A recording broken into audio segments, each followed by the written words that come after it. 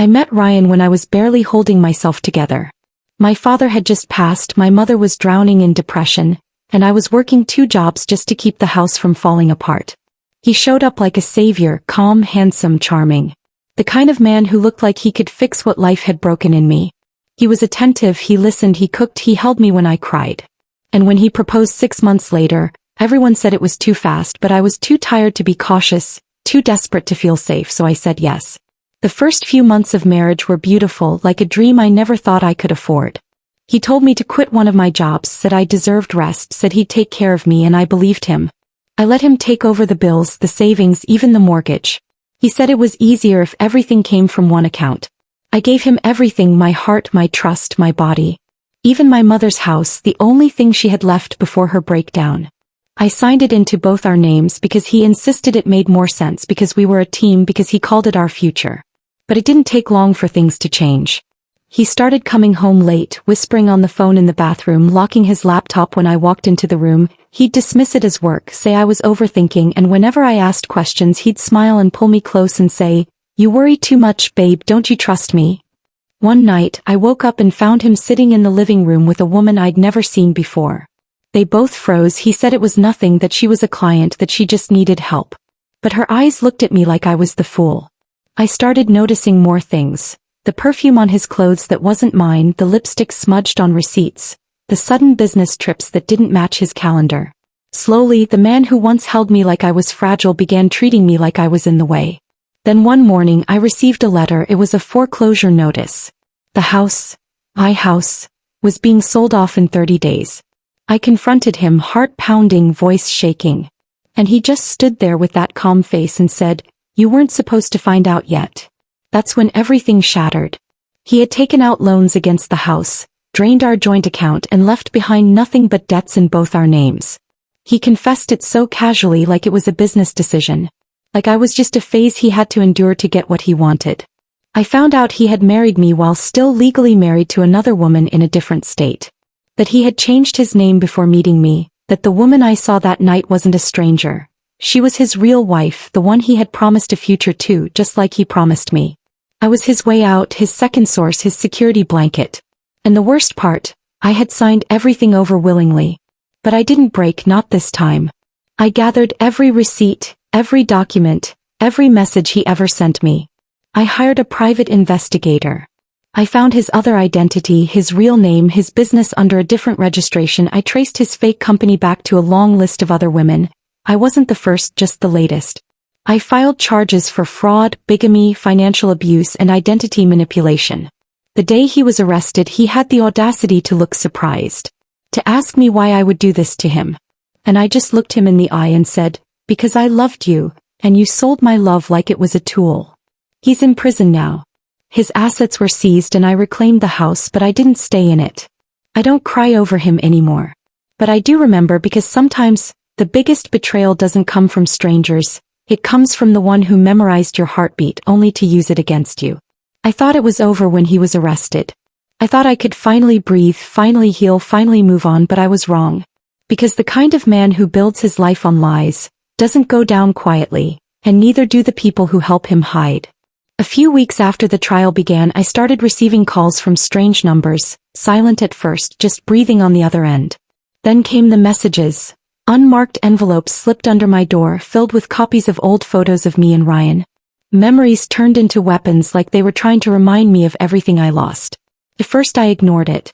But then my car was broken into, nothing stolen, just the glove box torn apart, and a photo of Ryan's first wife placed neatly on my dashboard, as if someone wanted me to know I was being watched, as if they wanted me afraid. I went to the police, but without clear threats there wasn't much they could do. So I tightened security, installed cameras, changed my locks, and tried to stay calm. But fear has a way of creeping in through the smallest cracks. And I started feeling like I was drowning in the shadows he left behind. Then I found out he wasn't acting alone. During discovery, my lawyer uncovered financial transfers Ryan made. Large amounts of money sent regularly to a woman named Camille, a name I'd never heard before. But when I looked into it, I found photos of her on his social media from years ago, always in the background, always cropped just enough to be forgettable. She was his cousin, but not by blood, raised with him after his mother died. And people whispered that they were close. Too close, some even said they used to pretend to be married to con landlords into renting them properties without background checks. And when I confronted him during the deposition, he smiled and said, "She's more loyal than you ever were." Made me sick. She had been the one following me, the one watching me, the one trying to scare me into silence. And when I traced the IP address of one of the emails threatening to release my secrets, if I didn't drop the charges, it led back to her apartment. But instead of confronting her, I waited. I waited until the second trial, the one that would determine financial restitution. My lawyer filed a surprise motion to include her as a co-conspirator. Once she was served in the courtroom, her face went pale. She looked at Ryan, and for the first time I saw fear on both their faces. She cracked in less than a week. Signed a full statement. Gave us everything. Bank records, hidden accounts, offshore transfers, even video recordings of Ryan rehearsing lies before he testified. She admitted they used me as a long-term target picked carefully. Because of my family's property, my loneliness, and the fact that I never questioned love when it finally showed up. But the worst part was the audio. She had recorded one of their private conversations.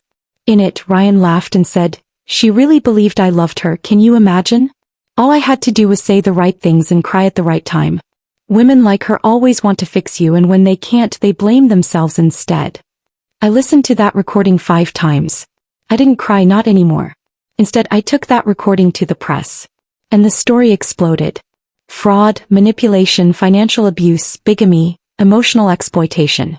The man who once smiled through our wedding photos became the face of betrayal in headlines around the country. He was sentenced to 12 years without parole. Camille was given probation, community service, and a permanent restriction order from ever contacting me again. But still, it wasn't enough, because while they lost their freedom, I lost my peace. So I did the only thing I knew how to do. I turned my story into a platform. I built a podcast, a website, a series of videos where women could come forward, tell their stories, warn each other, protect each other from men who use love as a weapon. And one night, as I ended a recording, I received a message request from an unfamiliar name.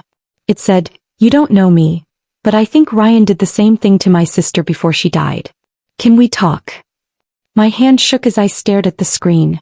But suddenly I realized, maybe I wasn't his first victim, and maybe I wasn't his last.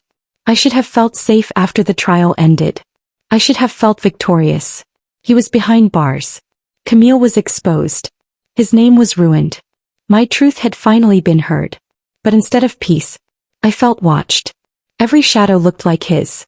Every knock at the door made my chest tighten. The sound of keys turning in a lock at night still makes my hands tremble. Because the thing about men like Ryan, they don't die quietly. Even when they're gone, they leave stains behind. In your mind. In your memories.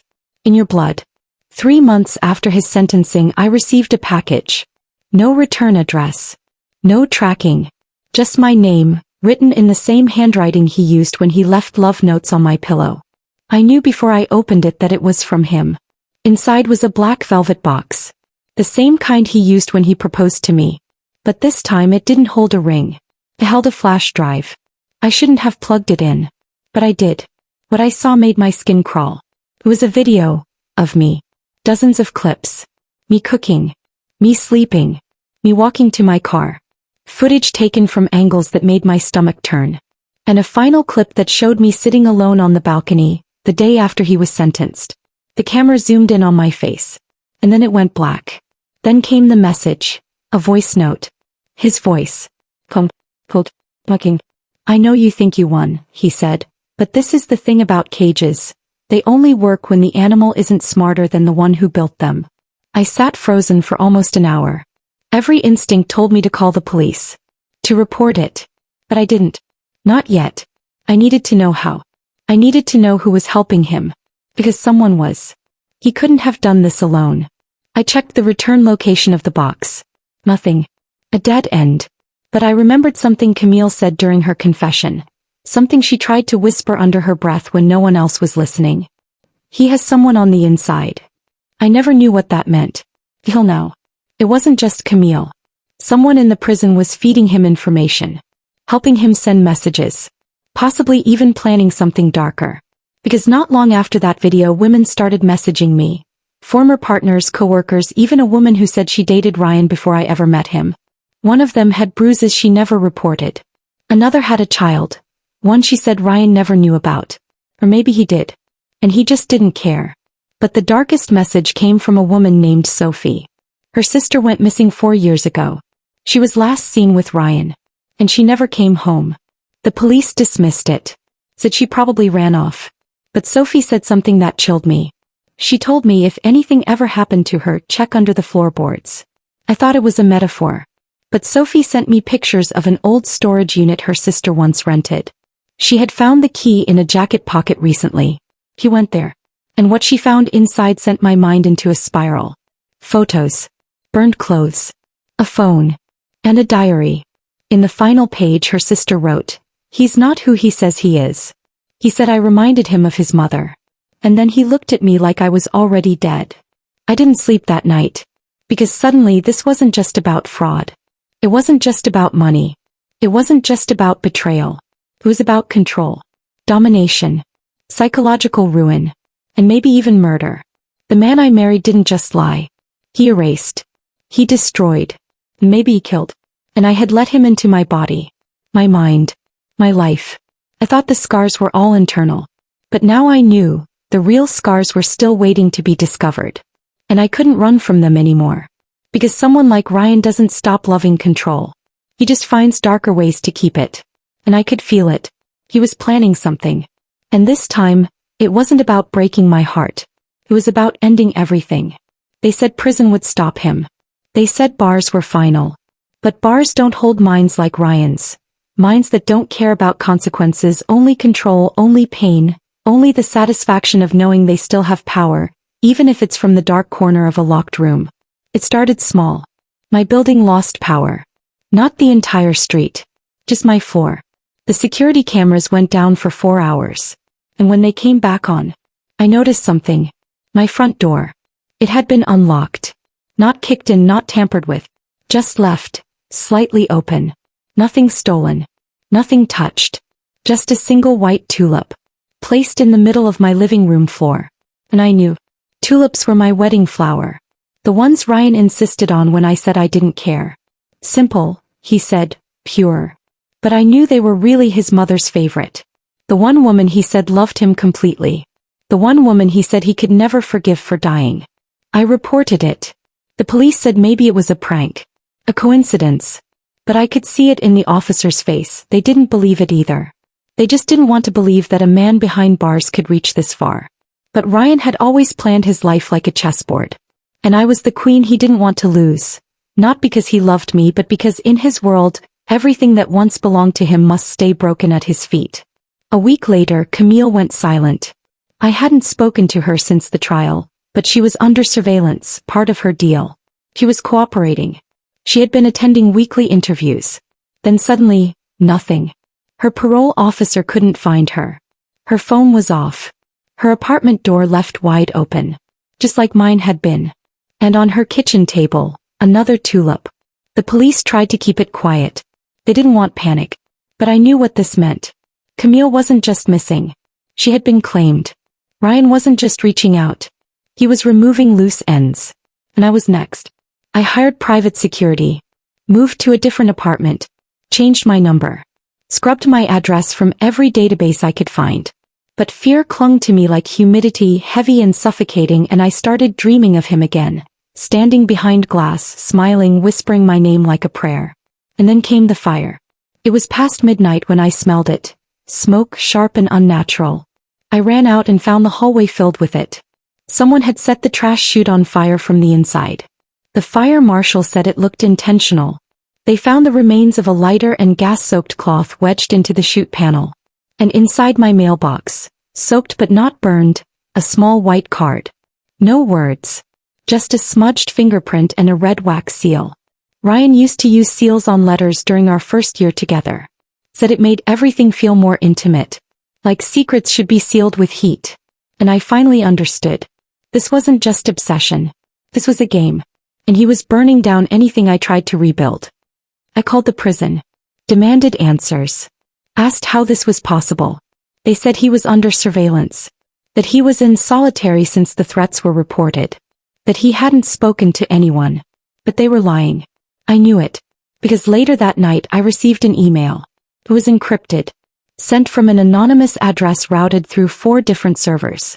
But I opened it. And there he was. Ryan. Sitting in his cell. Smiling into a contraband phone. Whispering again. I told you cages don't work on me. You're not safe. And you never will be. I may be behind bars. But you're still in my world. Then the screen went black. And I finally understood the truth. He didn't want to kill me. Not yet. He wanted me to beg for it. I stopped sleeping. Not because of fear but because I realized fear was the one thing Ryan counted on.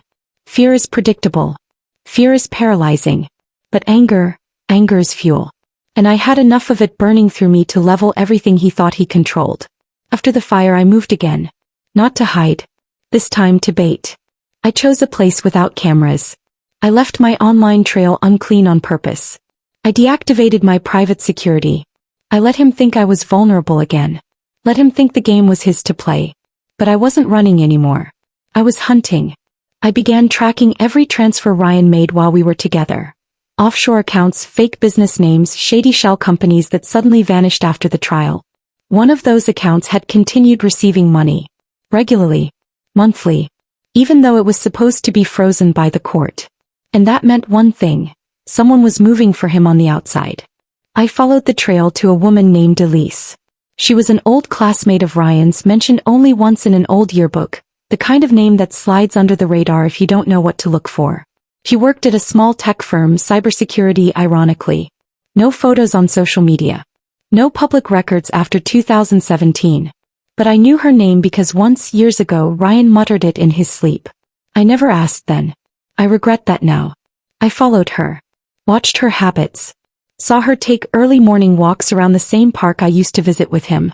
She wore the same brand of perfume I found on his clothes. Drove a car registered in a town Ryan used to work in. And on her wrist, the same silver chain bracelet he once gave me. I knew it was her.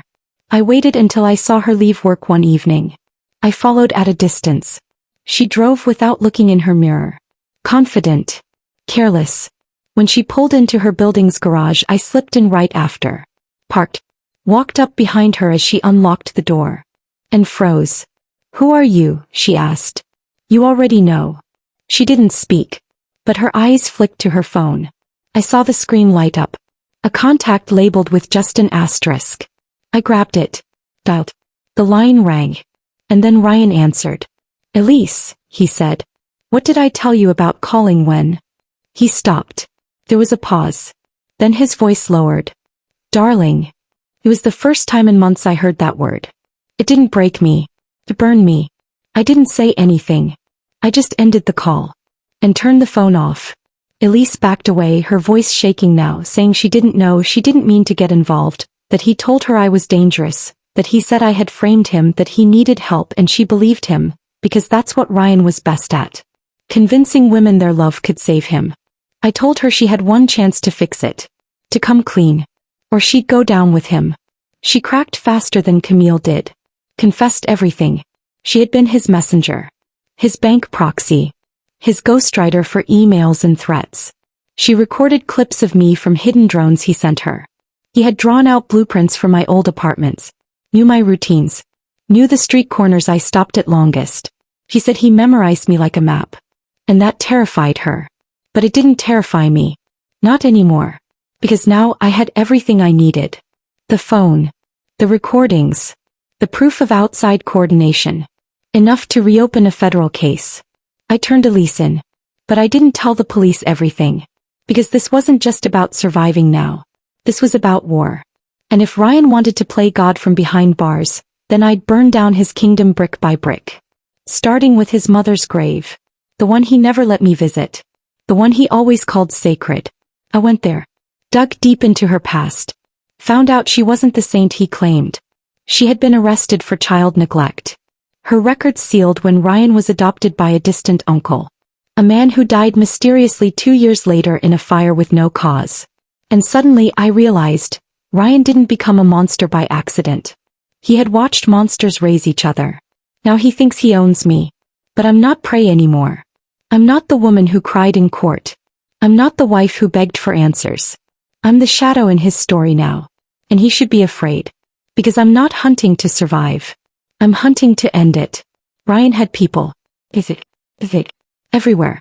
I used to think prison was a punishment, but for men like him, it was just a command center with concrete walls, where orders echoed louder and shadows listened better. So if I was going to end this, I had to become the one thing he never saw coming, the threat behind the bars. I found my way in through a woman named Rita. She ran a rehabilitation group for inmates' family members. I joined under a false name, spoke softly, played the part, told a story that wasn't entirely a lie. A man I loved turned on me, broke me, and now I just wanted closure. Rita liked me, said she'd introduce me to someone. That someone was Malik. He was quiet, heavy-set, tattoos on every inch of visible skin. Served time twice. Now worked as an advisor, the kind who handled things prisoners needed handled. He knew Ryan. Said Ryan was smart. Said he had a crew inside that would die for him. Said his voice still reached past the fences. So I lied with my eyes and told him I understood men like Ryan. That I missed him. That I wanted to be close again. That maybe I was still his. Malik nodded slowly. I made a call. Within a week I got a visitor's pass under a new identity. It was an indirect line, not to Ryan but to one of his messengers. A man named Curtis, locked up for embezzlement and racketeering. A clean talker. He called Ryan the Mind. Said he was 10 steps ahead of life. But Curtis talked too much. That was his weakness. I let him think I was lost. Still in love. Still hurting. That I had something to give. That maybe I wanted to help Ryan again. He smiled and leaned in, said Ryan always believed I'd come back. That he knew I wasn't done with him. And then he told me something that made my blood freeze. There's a plan, he said. A real one. You'll see it soon. He wanted you to see it. I asked what it was. He grinned and tapped his chest. When you get the call you'll know. I left the prison and went straight to the FBI. I gave them my alias, the call logs, everything Elise confessed, everything Curtis revealed. And for once they listened. They put a trace on the prison's internal system. They flagged outgoing contacts. They reopened Ryan's sealed communication log. And that's when they found it. An encrypted list of names. A list hidden in the metadata of a song file sent out from Ryan's tablet. 5 names. All women. All of them former lovers. Associates, whistleblowers. And I was number 3. The plan wasn't just to scare us, it was to silence us, one by one. Curtis was the carrier, Malik the facilitator. Rita, she was clean. He didn't know. She cried when they arrested Malik, said she never thought he could be involved. But in Ryan's world, everyone is a pawn, and no one escapes untouched. The FBI moved quickly, raids, seizures, internal lockdown at the prison. Curtis folded, he gave them everything. How Ryan bribed guards, smuggled in phones. Ran his network like a CO, every letter, every message, every coded command. And just before the court approved Ryan's transfer to a high-security black site facility, I got one last letter. No return address. But I knew the handwriting. Inside was a single sentence. Even queens get hunted when they forget who made the board. He signed it, R. No emotion. No threat. Just a reminder. That in his mind, the game was still on. But this time, it isn't. Because now I'm not playing to win. I'm playing to burn it all. The letter haunted me for weeks. Not because I feared the threat. There wasn't one. That was what made it worse. He didn't have to threaten me anymore. His words just lingered like smoke in a room I couldn't air out. Even queens get hunted when they forget who made the board. I carried it in my coat pocket. Read it every morning. Like some twisted scripture written by the devil who once swore he loved me. But monsters slip eventually. And Ryan, he overreached. The FBI dug deeper into the encrypted files. They found a 6th name. One he never sent out, one buried under layers of protection. A name I hadn't heard in years. Carla Monroe. She was my college roommate. The one friend I trusted most. The one who introduced me to Ryan at that party. The party I barely remember now, the night that changed everything. She had vanished from my life a year into our marriage. Said she was moving to Europe. Said she needed space. I never questioned it. I was too consumed with keeping Ryan happy. Too busy drowning in the love I thought I needed to survive. But Carla had never left. She'd been here all along. Quiet. Watching. Working. She was Ryan's beginning. And his last move. The FBI brought her in. She denied everything. Until they showed her the money trail. The joint offshore account. The private encrypted chats between her and Ryan. Under aliases but undeniable. He broke. Cried. Said she was sorry. Said it started as a joke, a scheme to play on vulnerable women.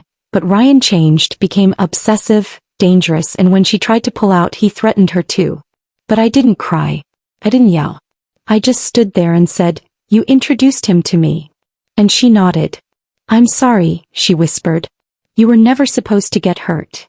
But I did, and I lived. And now she would live with that. Ryan was transferred quietly at 3:12 a.m. to a facility no one speaks of. No calls, no letters, no more power, just silence. But before they took him he asked for one thing. A conversation. Me. I said yes. Not because I wanted to hear his voice. But because I needed him to hear mine. They brought him into a glass-walled room. Shackled, pale, eyes sunken but still sharp, still full of that twisted hunger for control. He didn't speak first. I did. I know everything. I know about Carla. The other women. The graves you never dug with your own hands but left others to cover. I know how much you want to be remembered. But here's the truth, Ryan. I leaned in. When I leave this room you stop existing. He smirked, said I still looked beautiful when I was angry. Said it was good to see me again. I stood and I left. And I didn't look back. I never visited again. Never responded to the last 2 letters they tried to deliver to my new address. Never said his name on a public record. Because monsters feed on memory. And Ryan would starve in the darkness he built. As for me, I rebuilt. I changed my name. Moved to a city where no one knew my story. Started a foundation that doesn't bear my face, but funds hundreds of women escaping men like him. And sometimes when the rain hits the windows a certain way I remember. I remember the girl who once believed love would save her. And I whispered to her softly, "You did save her.